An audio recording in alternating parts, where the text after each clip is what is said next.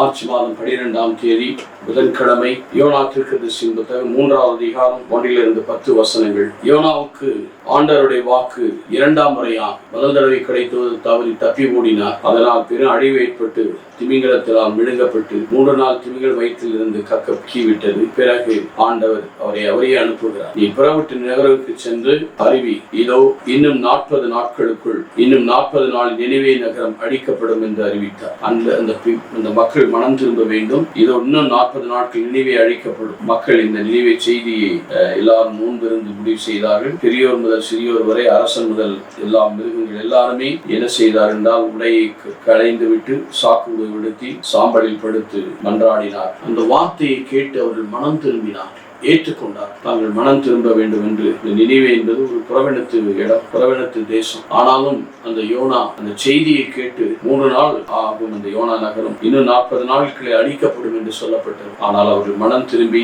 ஆண்டவர் பக்கம் திரும்பியதால் அவர்கள் இந்த தண்டனையிலிருந்து தப்பித்துக் கொண்டார். இன்றைக்கு நம்முடைய வாழ்க்கையிலும் கூட நாம் வாழ்கிற நாட்கள் வரை இறைவனுடைய மன்னிப்பும் இரக்கம் இருக்கிறது. நாம் மனம் திரும்பி அவருடைய வருகைக்காக நாம் காத்திருக்க வேண்டும். அவர் அழைக்கும் போது நாம் அவரை சந்தித்தோம் என்றால் வாழ்வு பெறும். இல்லை என்றால் விழித்திருந்து நாம் ஜெபித்து ஆண்டவரோடு ஐக்கியப்படாமல் இருந்தோம் என்றால் இந்த நேரத்தில் மானிட மகன் வருவார் என்று நமக்கு தெரியாது. அவர் கதவை தட்டும் போது நாம் கதவை திறந்தோம் என்றால் அவர் வருந்தி கட்டிக்கொண்டு நமக்கு அவர் பணிவிடை புரிந்து நம்மை அழைத்து செல்வார். இல்லை என்றால் நாம் புறக்கணிக்கப்படுவோம்.